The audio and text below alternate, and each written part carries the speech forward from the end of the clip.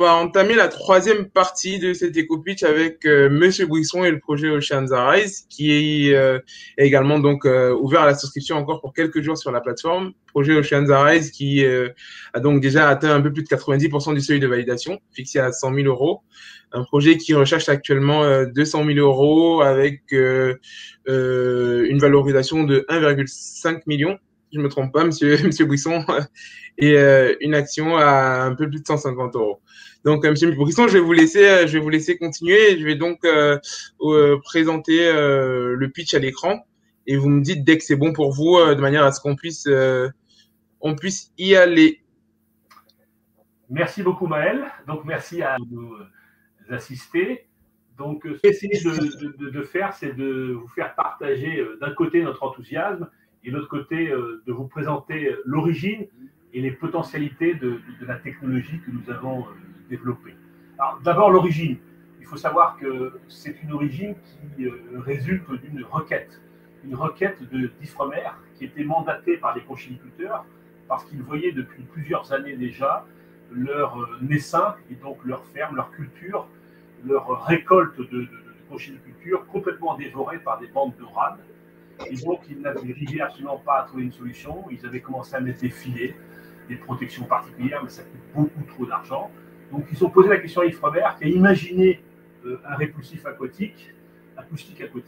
Donc, Ifremer a déposé différents dossiers et a été financé à hauteur de 3 millions d'euros par la Commission européenne, par BPI, par la région, par les conchyliculteurs, de façon à identifier ce répulsif acoustique aquatique. Malheureusement, ils n'ont pas réussi à trouver la solution, donc ils se sont adressés à 2 de mes associés et amis qui ont trouvé la solution en 2 mois. Donc, ce sont des experts de l'acoustique, d'abord des grands universitaires et de l'autre côté un génial inventeur. Donc, ils ont trouvé une solution brevetée, et de façon justement à trouver la bonne possibilité pour repousser ces dorades dévoreuses de naissins. Donc ça, c'est la base et l'origine. À partir de là, ça a été breveté parce que c'était vraiment la possibilité de diffuser sous l'eau une fréquence particulière auquel étaient sensibles toutes les dorades, et en particulier les poissons, pas simplement les dorades, mais les poissons qui sont dotés d'une vessie natatoire, comme la dorade et la carpe asiatique dans les lacs nord-américains. Donc cette technologie a été brevetée, et donc c'est cette possibilité de diffuser des basses fréquences sous l'eau. Il faut savoir que diffuser des basses fréquences, c'est excessivement difficile à coût contrôlé. Donc aujourd'hui, Oceans Arise maîtrise une large bande de fréquences, donc de 50 Hz à 14 000 Hz, c'est-à-dire qu'on est passé de cette bande de fréquences, basse fréquence de 50 à 250 Hz à 14 000 Hz, et on progresse doucement aux limites du spectre auditif humain. C'est-à-dire qu'aujourd'hui, on est capable non seulement de diffuser des basses fréquences sous l'eau, à contrôler, mais aussi l'ensemble du spectre sonore, donc accessible à l'homme. Donc ça, c'est véritablement une performance non négligeable. Et dans ce domaine-là, évidemment, les applications vont pas simplement du répulsif uniquement, mais passent du répulsif pour l'ensemble des prédateurs qui sont sensibles à certaines fréquences, en particulier les basses fréquences, mais à tout ce qui va toucher l'émission de fréquences, quelle qu'elle soit, sous l'eau. Donc ça passe du répulsif en passant par les enceintes aquatiques, donc tout ce qui est diffusion de musique sous l'eau, et en allant vers la rééducation, le sport, la sonorisation des bassins, on en a parlé, mais c'est aussi pour le spectacle.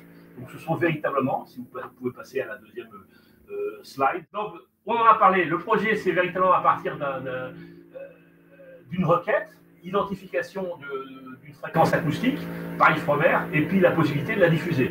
Et donc cette diffusion, ça fait l'objet d'un brevet. Ce sont des enceintes aquatiques acoustiques, et donc c'est la possibilité d'atteindre des marchés aussi dans tout ce qui touche au bien-être et à la relaxation. Donc c'est les basses fréquences et le massage sonore aquatique. Donc la levée de fonds va nous permettre de finaliser ces prototypes. Donc c'est véritablement de réaliser une dizaine de prototypes que nous allons distribuer d'un côté au niveau des répulsifs et de l'autre côté dans les 2 véritablement applications importantes, c'est-à-dire tout ce qui est sonorisation et massage sonore. Normalisation des systèmes qui vont se faire en parallèle et consolidation de la propriété intellectuelle. Vous pouvez passer à la troisième diapo, qui est véritablement ajouté à ce brevet qui a été déposé, qui a été obtenu au niveau mondial et en particulier aux États-Unis. Donc pour le marché potentiel numéro 1, donc on l'a vu, c'est un marché qui touche au niveau français pratiquement 1 milliard d'euros de chiffre d'affaires au niveau de la France et de l'Europe. Donc c'est un marché assez conséquent, bien qu'il soit 20 fois moins qu'au niveau mondial. Mais on a véritablement une position maîtresse dans ce domaine-là, puisqu'on est associé à Ifremer et que l'ensemble des syndicats de conchyliculture nous ont proposé de financer en partie les prochains tests et les prochains essais qui avaient déjà été financés pendant 3 ans de façon à démontrer la fonctionnalité du répulsif acoustique aquatique. Allez-y. Donc ça, c'est véritablement le premier marché. Ensuite, on a la sonorisation des piscines. Tous ceux qui fréquentent des piscines savent très bien que la sonorisation, que ce soit au sein de la piscine elle-même ou sous l'eau, est de très mauvaise qualité. Donc aujourd'hui, on est incapable de fournir un système. C'est un petit peu comme lorsque je vous l'avais dit, Maël, cette possibilité, lorsqu'on véritablement on va tester cette sonorisation, on s'aperçoit que c'est le jour et la nuit. D'un côté, un système avec une télé noir et blanc, et de l'autre côté avec une télé en couleur. C'est véritablement cette possibilité d'entendre des basses fréquences sous l'eau. Aujourd'hui, on entend un spectre sans basse fréquence de qualité. Donc, ce n'est pas possible. Donc, il faut savoir que le marché est énorme. Aujourd'hui, il y a à peu près 15 000 systèmes de sonorisation qui sont de très mauvaise qualité, qui sont vendus par an. Il y a 3 millions de piscines en France. C'est le premier marché européen, le deuxième marché mondial, avec une croissance avec la pandémie de 30% par an. Plus de 2000 hôtels 4 étoiles ou plus qui vraiment sont à la demande, qui ont une requête dans ce domaine-là. Les parcs aquatiques, les piscines publiques, les clubs de natation artistique. Rien qu'en France, il y en a 250, il y en a 20 000 dans le monde qui sont véritablement demandeurs. Donc, on propose, allez-y, des enceintes aquatiques avec un son de grande qualité et un marché très impressionnant. Il y a ensuite le bien-être acoustique. C'est quelque chose qui commence à naître.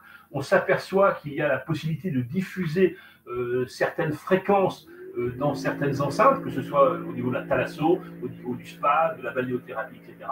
Mais le bien-être acoustique va au-delà de ce genre de choses, puisque c'est une expérience qui est tout à fait troublante. On n'écoute pas de la musique. Quand on est dans l'eau, ça n'est pas simplement son oreille, mais c'est le corps qui vibre. On va ressentir la musique et c'est véritablement quelque chose de différent. Et on s'est aperçu qu'il y a une réponse aux sollicitations vibratoires sonores pour générer des effets bénéfiques. Donc tout ceci est suivi par la faculté avec un grand F. Donc on est en train de mettre en place un certain nombre de protocoles, de voir véritablement quel est l'impact sur la remise en forme, sur la rééducation fonctionnelle de ces basses fréquences diffusées dans des bassins. Ça peut être un bassin de piscine, ça peut être un jacuzzi, ça peut être un bassin de soins, ça peut être sa propre baignoire. Donc aujourd'hui, on sait que cela marche, on sait qu'il existe des bienfaits par rapport aux basses fréquences. On veut simplement coupler basse fréquence et eau. Allez-y. Voilà, donc on a des partenaires. Donc Ifremer, c'est le partenaire historique, mais on a aussi l'ensemble la possibilité d'atteindre les syndicats de conchyliculteurs qui sont regroupés. Il y a une quinzaine de grands syndicats en France qui vont couvrir entre 80 et 90% de la production en termes de conchyliculture. Donc, on s'associe avec eux. Ils nous ont proposé de partager les coûts. Au niveau des enceintes aquatiques, on s'est appuyé sur un leader dans le domaine de la fabrication de haut-parleurs qui est Manufacture de Vialet, avec ses compétences, et en particulier Johan Favignard, qui est le responsable du site de la Manufacture de Vialet pour la production de haut-parleurs. Donc, il a conçu et amélioré, c'est pour ça qu'on est en train de développer et de déposer de nouveaux brevets au travers d'innovations particulières de façon à mettre un haut-parleur de façon à ce qu'il soit étanche dans quelque milieu à que ce soit. Donc ça, c'est véritablement le premier partenaire sur lequel on compte énormément, puisqu'il va nous fournir la base de notre système. Et puis, on est associé dans un premier temps avec une petite société brestoise qui est spécialiste dans l'intégration des systèmes, que ce soit le haut-parleur, la bouée, l'alimentation, l'amplification, l'énergie, etc. Donc, dans ce domaine-là, on a une première piste avec laquelle on a discuté, mais on en a d'autres en parallèle. Dans tout ce qui touche au bien-être et à la relaxation, on est en relation avec le CHU de Nice, avec 4 EHPAD qui disposent de balnéothérapie, et aussi avec un médecin rééducateur par rapport au traumatisme dans les sports de contact. Donc véritablement, on est en train de mettre ce genre de choses en place, et ça fait partie des personnes et des entités vers lesquelles on va fournir ces nouveaux larges bandes intégrant des basses fréquences, prototypes fonctionnels. Comme on l'a dit tout à l'heure, c'est véritablement lancer ces campagnes de tests. Je rappelle que pendant 3 ans, il y a eu des campagnes de tests qui ont permis d'identifier exactement les signaux auxquels les deux rats, dans un premier temps, puis les capacitiques étaient sensibles. On les a fait, ces tests, sur les tantaux, dans la rade de Brest, bassin d'Arcachon, etc. Aujourd'hui, on va faire ces tests-là en Croatie cet été et au Canada. Donc, on a véritablement un ensemble de contacts avec des campagnes de tests planifiées qui vont permettre de vérifier l'efficacité du système, c'est-à-dire que supérieur à 50-70%, c'est ce que nous demandent nos clients, conchyliculteurs. Normalisation des systèmes, donc on a lancé un ensemble d'actions dans ce domaine-là particulier, et puis la consolidation de notre propriété intellectuelle et industrielle. Aujourd'hui, au-delà du brevet délivré mondialement et en particulier aux États-Unis, puisqu'il a été accepté aux États-Unis. On n'y croyait pas beaucoup, mais il y a un mois, il a été accepté aux États-Unis, sur le continent américain. Donc on a 2 brevets qui sont en cours de finalisation d'écriture et qui vont intégrer l'ensemble des innovations. Allez-y.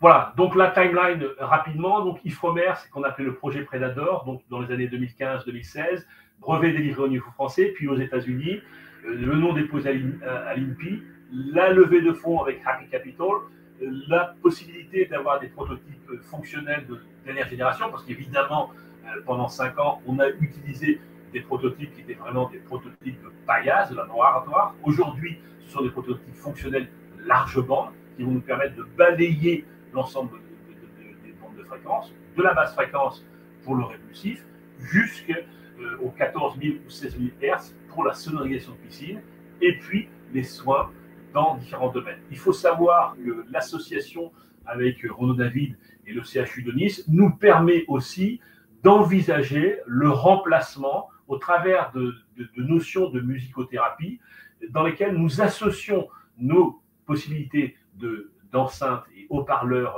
aquatiques, acoustiques, basse fréquence, mais aussi large bande, pour diminuer la pharmacopée. C'est-à-dire que cette stratégie est utilisée depuis une dizaine d'années par rapport à différents partenaires. On leur propose d'associer cette potentialité de diffusion de sons de musicothérapie dans l'eau. Donc c'est quelque chose qui les intéresse énormément. Il nous suffit simplement, c'est très prétentieux, de proposer ces prototypes et de démontrer l'impact de ces prototypes dans ces diminutions de pharmacopée, justement par la proposition de musique plus ou moins adaptée en fonction des patients. Donc ça, c'est le deuxième domaine. Le troisième domaine, c'est tout ce qui va toucher les bassins de natation. On se projette avec l'INSEP, avec laquelle on a un partenariat pour tester, juste avant les Jeux Olympiques de Tokyo, nos systèmes et les comparer aux systèmes existants. Notre ambition, et c'est pour ça qu'on a déjà des contacts avec la Fédération française de natation et la directrice artistique de la natation synchronique ou artistique, de façon à potentiellement suggérer nos systèmes pour les Jeux Olympiques de 2024 en France, à Paris. Voilà. Et donc, tout ce genre de choses nous permettra, d'ici l'année prochaine, de commencer à avoir des idées et de commencer à aller voir les pisciniers en particulier. Je ne parle pas des syndicats de conchyliculteurs qui seront associés, de façon à voir à quel moment on peut véritablement commencer à proposer des produits sur le marché. Lorsqu'on diffuse des ondes dans l'eau ou même dans l'air, vous pouvez utiliser, quand vous écoutez de la musique dans votre voiture ou dans votre salon, vous avez ce qu'on appelle un boomer, c'est-à-dire un petit haut-parleur qui va diffuser une fréquence très grave, une voix très grave, un son très grave, puis vous allez vers le médium et le tweeter qui va diffuser des hautes fréquences. Donc aujourd'hui, lorsqu'on écoute de la musique, on peut augmenter les basses, boum, boum, boum, ou on peut les diminuer. Il se trouve que lorsque l'on est dans l'eau, on n'entend pas les basses. Donc vous avez la musique, mais c'est comme si vous enleviez tout ce qui est basse fréquence, vous ne l'entendrez pas. Donc nous, ce qu'on fait, c'est qu'on rajoute à l'existant cette réalité. C'est-à-dire que écouter de la musique et enlever toutes les basses fréquences, c'est pas écouter de la musique. Voilà. On est révolutionnaire dans le sens où tout le monde sait faire des basses fréquences, sauf dans l'eau. C'est-à-dire que certaines structures, en particulier militaires, savent utiliser et produire des basses fréquences, mais c'est très cher et c'est très coûteux. Et ce que l'on constate depuis 40 ans, c'est que le leader mondial des enceintes acoustiques, aquatiques, qui équipent soit les parcs Disney ou qui équipent les chevaliers artistiques, systématiquement ne produisent pas de basse fréquence, ou ce qu'ils produisent est de très mauvaise qualité. Donc nous, on arrive avec un système qui fait la même chose qu'eux, sauf que nous, on peut diffuser des basses fréquences. On s'est associé à Sorbonne Université avec Olivier Adam, qui est l'expert mondial de tout ce qui est mammifères marins et de tout ce qui est faune aquatique, marine. Donc, on a vérifié avec lui que le niveau, parce que ce n'est pas simplement la diffusion d'une basse fréquence, c'est son niveau. C'est comme si je vous mets dans une pièce et je vous diffuse une toute petite musique avec une petite flûte, ça ne va pas vous embêter. Par contre, si je mets le son à fond, je vais vous faire mal. Alors, il y a deux solutions. Soit je vous enferme dans la pièce et là, vous ne pouvez pas partir, soit la porte est ouverte et vous pouvez partir. C'est le principe avec la dorade. La dorade, elle a ce qu'on appelle une vessie natatoire. C'est une sorte de ballast qui est rempli d'air. Et donc, on va faire vibrer cette vessie natatoire. C'est comme si vous allez dans un champ, vous avez des vaches qui sont en train de paître, ou si vous avez des chevaux, s'ils touchent une clôture électrique, ça va leur faire mal. Cela étant, ils ne vont pas la toucher toute la journée, parce que par définition, ils ont compris. Ou quand ils ont oublié, ils retouchent et ils repartent. Donc, le but, ce n'est pas de leur faire mal, c'est de leur dire, attention, si vous continuez à vous approcher ou à toucher, ça va vous faire mal. Mais ça ne va pas vous faire très mal. Donc, je réponds à votre question, on ne va pas leur faire très mal. Par contre, cette maîtrise de la basse fréquence, de basse intensité ou d'intensité contrôlée va nous permettre justement d'envisager d'autres marchés où justement des basses fréquences sont utilisées, par exemple dans le domaine des air guns ou des water guns, ou des sonars basse fréquence. Et l'idée, c'est véritablement de se dire, on va contrôler cette basse fréquence et ce niveau d'intensité de façon à ne pas heurter, à ne pas blesser en particulier les mammifères marins. Non, on ne poursuit pas plusieurs lièvres à la fois. On a le même lièvre, mais le lièvre, il est intelligent. Donc, le lièvre, il va chercher plusieurs endroits où il peut se nourrir. Donc, ça, c'est vraiment la base. C'est-à-dire qu'on ne poursuit pas plusieurs lièvres.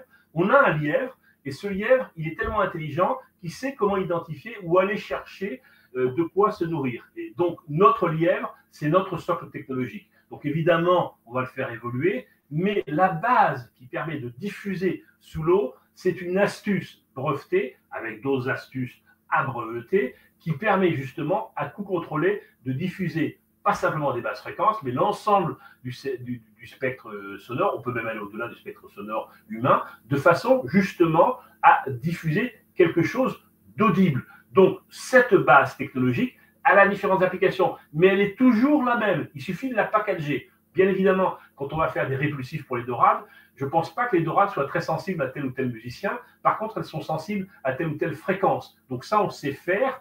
Et c'est le premier point. Le deuxième point, lorsqu'on va dans une piscine, par définition, les nageurs ou les propriétaires sont sensibles au design. Donc c'est vraiment là-dessus qu'on va travailler. Mais ce n'est pas de la recherche technologique, ça. Et lorsqu'on parle de tout ce qui touche à la balnéothérapie ou aux soins basse fréquence, aujourd'hui, on est en contact avec des gens qui fournissent du matériel paramédical de rééducation. Et j'en prends un qu'on connaît bien, puisqu'on est associé à des champions olympiques, des champions du monde, des champions de tout ce que vous voulez, qui, les malheureux, ont passé leur temps dans des centres de rééducation quand ils ont été blessés. Et systématiquement, ils ont été massés soit par un kiné ou traités par un ostéopathe, et aussi par des ultrasons. Donc aujourd'hui, l'ultrason a une fonction particulière sur les tendons. Mais on sait que la basse fréquence, cela a été démontré, a d'autres impacts, non pas sur les ligaments, mais sur tout ce qui est articulaire. Donc aujourd'hui, ce sont des techniques qui existent. Nous, ce que l'on propose,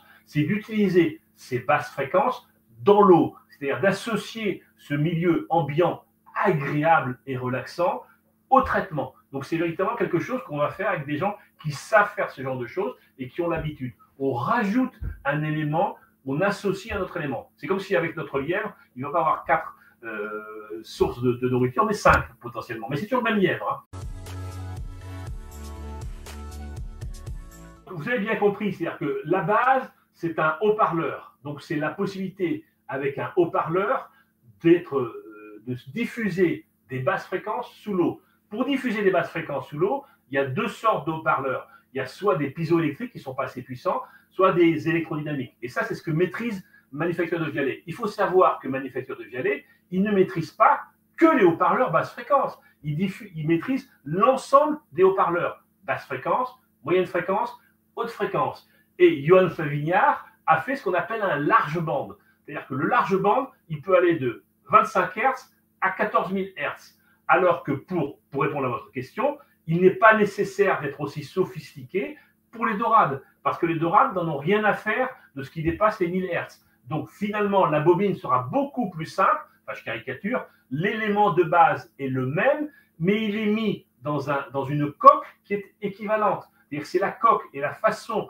je dirais, de mettre à l'intérieur le haut-parleur qui est brevetée. Donc cette coque permet de protéger la source du son, qu'elle soit basse fréquence ou qu'elle soit médium ou haute fréquence. Donc pour les dorades, on prend un petit haut-parleur qui va ne diffuser que des basses fréquences et on le met dans le système, il va diffuser des basses fréquences sous l'eau. Quand on va dans une piscine, on prend un large bande, c'est-à-dire c'est pas simplement les basses fréquences, c'est tout, mais c'est la même bobine, elle est simplement plus sophistiquée. Mais l'enveloppe est la même, c'est celle qui est brevetée. Mais pour le soin, mais c'est pareil, on va prendre ce qu'on appelle une petite douchette, vous savez un petit peu comme vous allez voir quelqu'un qui va être traité derrière la tête, sur les membres, etc., et qui va diffuser des ultrasons. Ben là, on va diffuser des basses fréquences. Donc, à l'intérieur, c'est la même chose. Sauf que si on diffuse des basses fréquences quand on est à l'air, il n'y a pas de problème parce qu'il ne faut pas que ce soit étanche.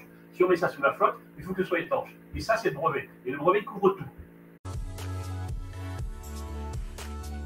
La stratégie, elle est basée sur des pré-contacts que l'on a pris. Il se trouve que les pisciniers, et en particulier les leaders européens et mondiaux de l'installation de piscines en dur, mais pas simplement de piscines en dur, ne proposent pas systématiquement d'équipement de sonorisation. Il se trouve aussi que leurs icônes, en général, sont des champions ou des ex-champions ou championnes de natation. Et il se trouve donc, comme vous l'avez compris, qu'on a de bons contacts avec certaines personnes qui vont justement nous mettre en contact avec ces gens-là. On n'est pas inquiet par rapport à ça. On a voilà, vous le savez très bien, il y a un double champion olympique avec lequel on a échangé, qui n'attend qu'une chose, c'est qu'on lui donne un démonstrateur et qu'il puisse aller se promener avec et démontrer à quel point ça marche bien. Donc c'est véritablement ce point d'entrée, c'est du B2B, aller vers ces gens qui proposent ce genre de choses, de façon à leur dire, voilà, on a un équipement, on aimerait bien vous rencontrer. By the way, si notre ami champion ou notre amie championne peut nous introduire, ça ira beaucoup plus rapidement. Et puis, véritablement démontrer que ça marche bien. Donc ça, c'est dans le domaine de la sonorisation. Maintenant, en ce qui concerne la balnéothérapie, spa, thalassothérapie, etc., vous l'avez compris, on est en relation avec des médecins référents dans des EHPAD. Il se trouve que ces EHPAD appartiennent à des groupes et des consortiums importants. Donc l'idée, c'est qu'on démontre que ça a un effet et un impact non négligeable, pas simplement pour le résident dans l'EHPAD, mais aussi pour l'entourage. Il faut savoir que diminuer le stress d'un résident, c'est diminuer le stress de ceux qui l'accompagnent. Donc c'est une réalité. Donc c'est pour ça qu'on parlait tout à l'heure de pharmacopée. C'est pas simplement pour diminuer la pharmacopée, c'est pour aussi calmer les personnes, parce qu'à un moment ou à l'autre, on peut être stressé dans un environnement. Si on réussit à être calmé et si on réussit véritablement à trouver une autre solution à certaines problématiques, on va aussi rendre l'entourage beaucoup plus heureux. Ce qu'il faut savoir aussi, c'est que cette levée de fonds, c'est un levier. C'est-à-dire que vous le savez très bien, si on lève 100 000 ou 200 000 euros, on va directement à la BPI. Bon, nous, ça fait 40 ans qu'on fait ce genre de choses.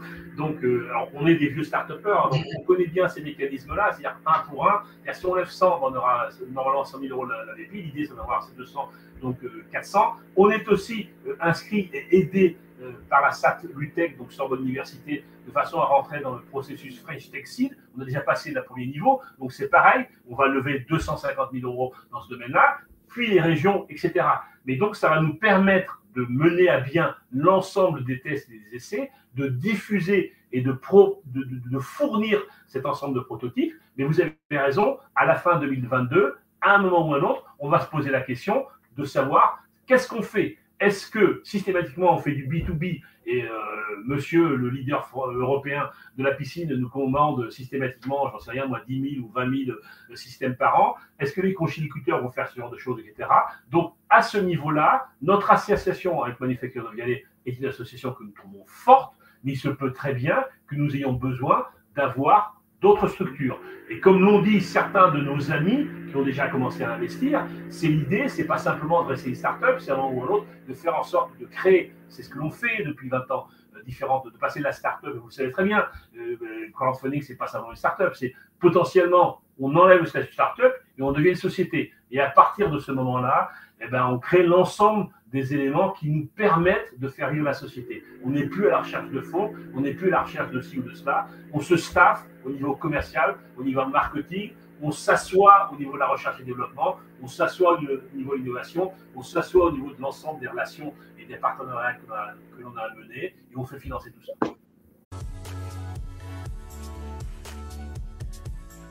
Encore une fois, on est ouvert à tout. C'est-à-dire qu'aujourd'hui, je ne suis pas Nostradamus, donc je ne sais pas ce qui va se passer l'année prochaine. Nous, ce qu'on veut, c'est arriver à faire en sorte, à démontrer, à convaincre les leaders des différents marchés que l'on veut atteindre, que ce que l'on propose est, 1, efficace, 2, meilleur que ce qui existe aujourd'hui, et 3, que ça a des potentialités tout à fait nouvelles. À partir du moment où on a prouvé cela, tout est ouvert. Est-ce qu'on veut aller de l'avant? Est-ce qu'on s'offre? Est-ce que la mariée est assez belle? Est-ce qu'on s'associe? Je ne sais pas. Moi, je suis ouvert à tout. Il n'y a aucun problème. C'est ce qu'on fait, encore une fois, depuis 20 ans. Donc, les 50 startups qu'on a créées, on a toujours fait comme ça. Il y en a 80% qui sont toujours en vie. Donc, on fait en sorte de les porter sur les fonds baptismaux et ensuite, elles se développent. Et à un moment ou à un autre, peut-être que c'est bien d'être racheté parce qu'on a plus de potentialité. Il y a des synergies qui vont se créer. Je ne sais pas. Dans tous les cas, on ne ferme aucune porte.